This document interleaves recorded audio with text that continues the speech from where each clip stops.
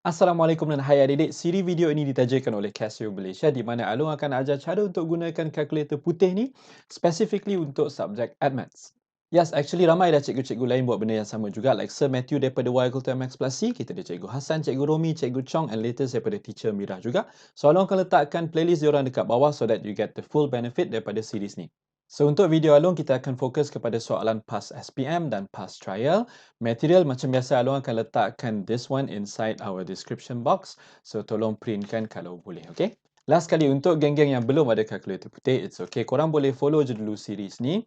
At the end of series nanti kalau korang rasa nak beli, setiap penghujung video nanti Along akan letakkan cara untuk beli kalkulator putih dekat Shopee from Casio punya official store. Alright? So jom kita study dulu. Let's go. In this video, kita nak cover permutation and combination. Dalam bahasa Melayunya adalah pilih atur dan gabungan. Siapa-siapa yang memerlukan basic dahulu, Along akan letak playlist dekat atas kanan ni. Ada 2 video daripada 3 tahun lepas. Walaupun video tu lama, but I think it is still relevant untuk fahamkan konsep dahulu. So here we go. This is question number 1. A code of 4 cards is to be formed using these cards. Bawah ni kita ada berapa card ya adik-adik? 1, 2, 3, 4, 5, 6. Daripada 6, kita nak susun 4 sahaja. Macam mana Long tahu susun? Sebab ini adalah kod. Dia macam password tau. Password 1, 2, 3 sama tak dengan 3, 2, 1? Tak sama. So in this case, kita kisah pasal dia punya susunan. So kalaulah tak ada restriction ataupun syarat, what we do is, daripada 6, kita nak susun 4 lah kan? So kita terus dapat jawapan. But this is not the case sebab dia ada syarat. Jom kita baca kehendak soalan. Dia cakap, find the number of different codes that can be formed if, okay, ini adalah syarat dia, if the code must end with a vowel. In this case, kita ada berapa vowel ya adik-adik? Kita ada E dengan A, which is just 2. So macam mana ni? Jom, Along nak susun 4 tau. 1, 2, 3, 4. Dan syaratnya adalah hujung sekali ini mesti di end dengan vowel. Vowel kita ada 2 pilihan, sama ada E ataupun A. Maksudnya apa? Daripada 2, kita nak susun 1, 2, P1. And also remember, ini adalah fix dekat hujung tau. So dia dah tak boleh gerak. Jadi now Along dah susun mengikut constraint. Seterusnya Along nak susunkan the rest. So the rest ni kan, kalau saya tengok the bigger picture, do I need to consider this one as a movable thing? No, dia dah tak boleh gerak dah. Jadi, apa yang Along perlu consider sekarang ini adalah yang sebelah itu sahaja. Daripada berapa card nak susun berapa tempat. Now, it is pretty obvious that kita nak susun 3 kan, maksudnya P3 tu kita dah tahulah. Tapi daripada berapa card? Ingat tak tadi kita dah ambil 1 dekat sini? Maksudnya, daripada this whole 6 pilihan tadi kan, let's say lah, Along ambil contoh. Along dah pilih E untuk hujung. Maka berapakah yang tinggal? 1, 2, 3, 4, 5. Yes, untuk the rest ni, A ni kita includekan juga. Jadi, kita nak cakap daripada 5 kat sini lah kan. Daripada 5, kita nak susun 3. Maka last kali apa yang kita buat adalah kita just darabkan sahaja. So, 5P3 didarabkan dengan 2P1.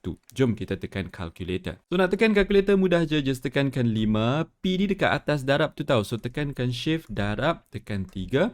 Lepas tu didarabkan dengan 2P1 maksudnya shift darab and then 1 tekan equal. Kita dapat 120. Maksudnya apa? Maksudnya ada 120 cara untuk kita susun 4 kod di mana hujungnya adalah vowel. Settle. Question number 2. How many ways are there to arrange 3 boys and 4 girls in a row? If A, there are no restrictions. Adik-adik yang dihormati, sekarang ini kita ada total berapa orang ya? Ya, kita ada 7 orang. Maksudnya, 7 orang nak susun dekat 7 tempat lah kan? 1, 2, 3, 4, 5, 6, 7. Well, actually sini tak perlu pun lukis sebab kita tahu 7 benda ataupun 7 orang nak susun dekat 7 tempat. 7P7 lah tu. But I also need you to know bahawa 7P7 can also be written as ataupun considered as 7 factorial. 7C7 tak boleh ya. Ini hanya untuk P sahaja di mana atas dengan bawahnya sama. So kalau tak percaya, jom Along nak tunjuk. Tekankan 7 shift darab 7, kita akan dapat 5040. Cuba tekan 7 factorial pula. 7 factorial dekat sini tau. So kita just tekankan shift, tekankan situ. Kita akan dapat the same thing, 5040. Maksudnya apa? Ada 5040 cara untuk susunkan 7 orang dekat 7 tempat. So this one Along padamkan lah ya. Okay, soalan B ni best sebab dia ada syarat. Syarat dia adalah the three boys are next to each other. Daripada 7 tempat tadi kan, 1, 2, 3, 4, 5, 6, 7. Let's say lah Along nak anggap diorang duduk dekat kiri sekali ni. Ada berapa cara untuk susunkan 3 lelaki dekat sini? Maksudnya apa? Kita ada 3 lelaki nak susunkan dekat 3 tempat, agree? Ataupun yes, kita boleh tulis sebagai 3 factorial, settle. So, itu adalah cerita dekat dalam ini sahaja kan? What about the bigger picture, adik-adik? Sekarang ni kan saya nak tanya, diorang ni mesti berada dekat kiri sekali je ke? Tidak, dia boleh gerak ke mana-mana. Contoh, okay, tadi kita ada 7 tempat nak susun, betul? Diorang 3 ni boleh je berada dekat sini, agree? Ataupun dia boleh juga berada dekat situ. Ataupun dia boleh juga berada dekat situ. So, Along nak consider dia ni at the bigger picture sebagai satu benda yang boleh bergerak tau. So, dia tak sama dengan soalan nombor 1 tadi di mana vowel ini memang dah stuck dekat situ. So, sini saya nak kira dia sebagai satu benda, 2 benda, 3 benda, 4 benda dan 5 benda. So, in the bigger picture, kita ada 5 blok nak susun dekat 5 tempat. Erti kata lain, yes, kita boleh tulis sebagai 5 factorial. So, macam mana nak kira ni Long? Just darabkan sahaja 3 factorial. Didarabkan dengan 5 factorial terus dapat jawapan. Jom kita tekan sama-sama. So, kita ada 3 factorial. Didarabkan dengan 5 factorial. Kita akan dapat jawapan 720 cara. Maksudnya apa? Ada 720 cara untuk lelaki ini stick to each other. Question number 3. Find the number of ways to arrange all of the letters from the following words. Kita ada 1, 2, 3 word dekat bawah. The first one we have Casio. Casio ada berapa huruf ya adik-adik? 1, 2, 3, 4, 5. Maksudnya apa? Ya, 5 huruf nak susun dekat 5 tempat. Erti kata lain, kita boleh tulis sebagai 5 factorial. Jom tekan 5 factorial, kita akan dapat berapa ya? Kita akan dapat 120 cara untuk susunkan the word Casio. Next untuk B, kita ada class width. Class width ni ada berapa huruf? 1, 2, 3, 4, 5, 6, 7 dan 8. Maksudnya apa? Ya, 8 huruf nak susun dekat 8 tempat. Erti kata lain, kita boleh letak sebagai 8 factorial sahaja. Tetapi, kita kena tengok juga ada duplicate ke tidak. Ya, kita ada duplicate dekat sini, S dengan S. Maksudnya ada 2 huruf yang sama. So, what do you do is, dibahagikan dengan 2 factorial. Now, before Along tekan calculator ya adik-adik, saya nak bagi tahu bahawa factorial dengan factorial tak boleh dipotong macam tu tau. Cannot, jangan sesekali ya. And also, kita tak boleh potong 8 dengan 2. 8 bagi 2 jadi 4 Long, tak boleh. Sebab if you want to do it manually sekalipun, apa yang berlaku dekat sini adalah 8 factorial tu sebenarnya adalah 8 darab 7, darab 6, darab 5, darab 4, darab 3, darab 2, darab 1.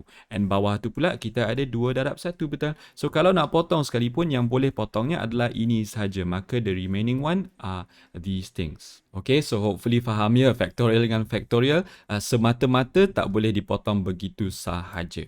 So, jom kita tekan, kita ada bahagi like that. We have 8 factorial dibahagikan dengan 2 factorial. Kita akan dapat berapa? 20,160. 20,160 cara. Okay, next. Last kali kita ada pepper. Pepper ni ada berapa huruf ya adik-adik? 1, 2, 3, 4, 5 dan 6. Maksudnya apa? 6 factorial. Tetapi, yes, kita ada duplicates, betul? The first one yang paling obvious adalah kita ada 3P. 1, 2, 3 dekat situ. Maksudnya apa? Untuk P ini sahaja, kita kena letakkan 3 factorial. Lepas itu dah habis ke? Belum lagi Long. Sebab apa ya? Sebab E pun kita ada duplicate juga, which kita ada 2 huruf dekat situ kan. So, apa yang Long perlu letak kat sini adalah didarabkan dengan 2 factorial. So, one thing, kalau ada factorial berjumpa macam ni, dalam your calculator, kena letakkan darab ataupun dalam bracket lah ya. So, in this case, saya lah Long letakkan bracket just to show ini adalah darab. So, jom kita tekan calculator sama-sama. You have there 6 factorial, okay. Bawah ni kita ada 3 factorial. Lepas tu didarabkan dalam kalkulator. Long tekan darab je terus. Darabkan dengan 2 factorial. Maka kita akan dapat jawapan 60 cara. So, tolong ingat ya. Walaupun yes, kalau kita tengok secara keseluruhannya ada 5 huruf yang sama. Tapi kita tak boleh tengok macam tu. Kita kena tengok one by one. P ada 3. And next one kita ada E, which is just 2. Okay, cantik. Soalan last kali untuk permutation. Find the number of ways that 7 students can sit in a round table. So soalan A cakap without restriction. Adik-adik yang dihormati, soalan ini Alun saja ambil lebih kurang je macam soalan nombor 2. Soalan nombor 2 tadi kita nak susun 7 orang juga. Tapi itu untuk satu barisan ataupun untuk one row.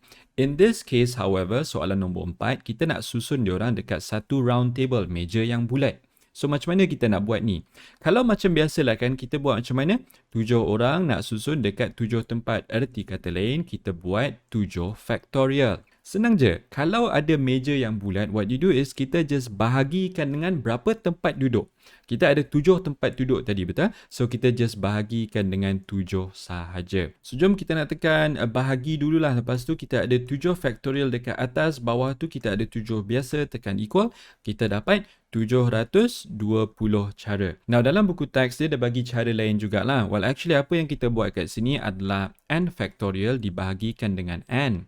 Tetapi this one kita boleh simplify kan tau. Bila Along simplifykan this thing, atas tu Along boleh adjustkan sebagai n didarabkan dengan n tolak 1 factorial dibahagikan dengan n. Ini boleh dipotong, maka yang tinggal hanyalah ini sahaja. So in other words, kita boleh buat 7 tolak 1 factorial. So kita dapat 6 factorial lah kan. Kalau tak percaya, jom kita tekan kalkulator. Sama ke tak sama jawapannya? Ya, sama. Kita dapat 720 juga. But in my humble opinion, Alun rasakan lagi mudah kalau kita fikir macam ini. So, kita just buat macam biasa dekat atas. Lepas tu, just bahagikan je dengan berapa seat yang kita ada. Soalan B pula, dia ada syarat. If two of the students, namely Afif dengan Badrul, must sit next to each other. Diorang ni nak duduk sama-sama lah. Tak kisah mana-mana, yang penting dia nak duduk sama-sama. So, kita ada satu meja yang bulat, betul? Kita ada 7 tempat duduk. So, 1, 2, 3, 4, 5, 6 dan 7 let's say. And Alun nak anggaplah Badrul dengan Afif duduk dekat sini. So, untuk tempat diorang ini sahaja, kita nak buat apa? 2 orang nak susun 2 tempat, betul? Ataupun erti kata lain, kita boleh letakkan sebagai 2 factorial. Cantik. Now, next one, Alun nak tengok the bigger picture. The bigger picture, kita ada berapa benda yang boleh bergerak. Ingat tak Alun cakap tadi, Afif dengan Badrul, yang penting dia nak duduk sama-sama. Tak kisah dekat mana-mana sekalipun. So, in the bigger picture, saya nak anggap diorang ini sebagai satu benda besar yang boleh bergerak. So, kita ada berapa? 1, 2, 3, 4, 5 dan 6. Maksudnya ada 6 benda nak susun dekat 6 tempat lah. So, the small picture is that Afif dengan Badrul boleh duduk 2 factorial. Didarabkan dengan this whole picture ada 6 factorial. Cantik. Dibahagikan dengan, kenapa kena bagi? Because this is a round table. Bahagi dengan berapa tempat kita nak susun tadi secara keseluruhan? Yes, kita ada 6. That's why lah kita kena bahagikan dengan 6. Is that okay? So, jom kita tekan kalkulator sama-sama. Kita ada bahagi like this. Kita ada 2 factorial. Tolong ingat, antara 2 factorial ni kita kena tekankan darab juga. And then kita ada 6 factorial. Bawah tu kita ada 6 sahaja. Tekankan equal, kita dapat 240 cara untuk Afif dengan Badrul duduk bersama-sama. Bahagian seterusnya kita ada combination ataupun gabungan. Combination dengan gabungan ni kan, kalau nak compare dengan permutation dan pilih atur, dia tak kisah pasal susunan. Dia just kisah pasal siapa yang dipilih, pemilihan lah. Jom kita baca soalan nombor 1. 6 students will be chosen from 9 boys and 10 girls to form a team in a game. Find the number of ways to form the team if the team consists of girls only. Okay, ceritanya macam ni. Kita ada daripada 9 lelaki dan 10 perempuan. Kita nak pilih 6 orang untuk satu team tu. Tapi syarat dia sekarang ini adalah dia nak perempuan sahaja. Maksudnya apa? Daripada 10 perempuan tersebut, kita nak pilih ataupun choose berapa orang? 6 orang. 10 si 6 lah tu. So, jom kita nak tekan kalkulator. Untuk C ni kan, kita just tekankan shift, lepas tu bahagi. Tadi untuk P kita tekan darab, betul? Okay, lepas tu tekan 6, tekan equal, kita akan dapat jawapannya. Ada 210 cara untuk menghasilkan satu team of 6 orang perempuan. Soalan nombor 2. 6 students will be chosen from 9 boys and 10 girls to form a team in a game. Sama je macam nombor 1. Cuma syarat dia berbeza. Ready? Find the number of ways to form the team if at least 5 boys are selected. Adik-adik yang dihormati, again, cerita dia sama je. Kita ada 9 boys, lepas tu kita ada 10 girls. Yang penting kita nak pilih 6 orang dalam satu team. Tapi bukan itu saja. Daripada 6 orang ni, at least sekurang-kurangnya 5 adalah lelaki. So, saya nak tanya, boleh tak saya pilih 4 lelaki, lepas tu 2 orang perempuan. Okeylah kan, cukuplah 6 orang tu kan? Tak boleh Long, sebab kita kena sekurang-kurangnya 5 lelaki. So, Along boleh adjustkan sebagai 5 lelaki, we have 5 boys, lepas tu berapa perempuan tinggal? Seorang je lagi yang kita perlu, betul? So, 5 lelaki, seorang perempuan. Itu adalah kes yang pertama. Tapi bukan itu sahaja tau, kita ada satu lagi kes. Ini kes pertama. Kes yang kedua adalah, boleh tak kalau saya cakap, saya nak pilih 6 lelaki je terus? Boleh? Sebab dia cakap sekurang-kurangnya. 6 lelaki maksudnya terkandungnya sekurang-kurangnya 5 orang, betul? So kita dah tak perlukan perempuan dekat situ. So we have two cases over here, kita kena kirakan one by one. Ready? So the first one over here, kita nak pilih 5 lelaki. Maksudnya apa? Dari 9 orang available tadi, kita nak hanya 5 saja untuk lelaki. Untuk perempuan pula, ini adalah kes yang sama kan? So kita darab tau. So kita ada 10 perempuan, kita nak choose hanya 1. So this is the first case settle. Kes yang kedua ini, memandangkan dia adalah event yang berbeza, maka kita buat tambah. So the next event apa dia? Daripada 9 lelaki yang available, kita nak pilih berapa? 6 untuk kesemua tim tersebut. So ini adalah kes yang kedua. Tekan equal, dapatlah jawapan. So ready meh, kita nak tekan 9 shift C5 didarabkan dengan 10 C1 shift C1. Yang ni pendek je kan, kita tekan terus je lah. Ditambahkan dengan 9 C6. Okey, kita ada 9 C6, tekan equal map. Kita akan dapat jawapan 1344. Ada 1344 cara untuk buat benda tersebut. Next, soalan nombor 3. A volleyball team that consists of 6 students is to be chosen from a group of 8 from 4 students and 5 from 5 students. Okay, sebelum Along terkeliru, Along nak tuliskan kejap. Kita nak pilih 6 orang ni ha. Daripada 8 orang form 4 dan 5 orang form 5. Cantik. Calculate the number of ways in which the team can be formed. Okay, syaratnya adalah if the team must contain exactly 4 daripada student form 4. So, jom kita fikir kejap. Kalaulah daripada form 4, saya nak pilih exactly 4 orang. Berapa slot lagi tinggal untuk form 5? Ya, tinggal 2 slot sahaja untuk form 5. Sebab remember, kita nak total 6 orang. Okey, cantik. Maka, kalau nak kira, kita buat macam ni. By the way, saya nak tanya, ada lagi ke kes yang berlainan? Tak ada. We only have one event ataupun kes sahaja. Because dia nak exactly 4 orang daripada form 4, kan? So, daripada 8 orang yang available untuk form 4, kita nak choose hanyalah 4 sahaja.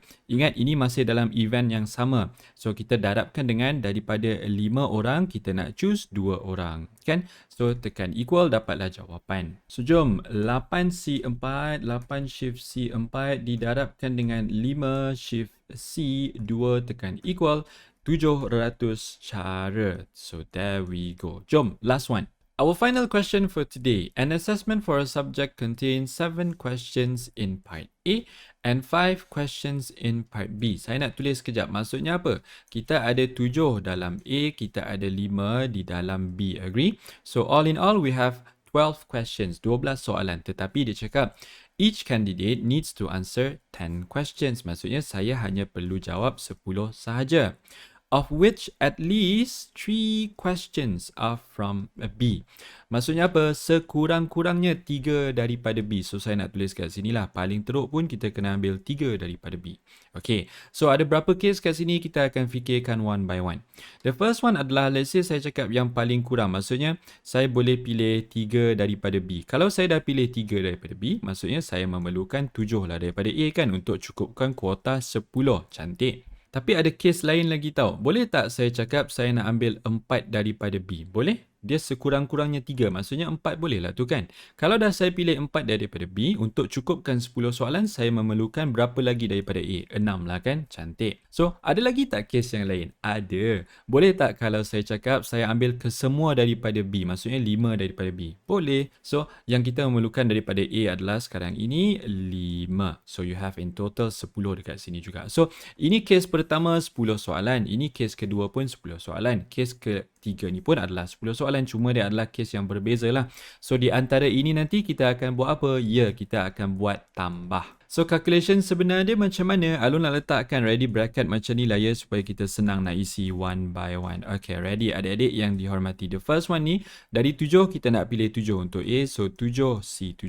Didarabkan, ingat ini dalam satu event. Kita just darabkan saja. Kita ada daripada B 5. Kan kita nak jawab berapa? 3. Okey, ini yang pertama.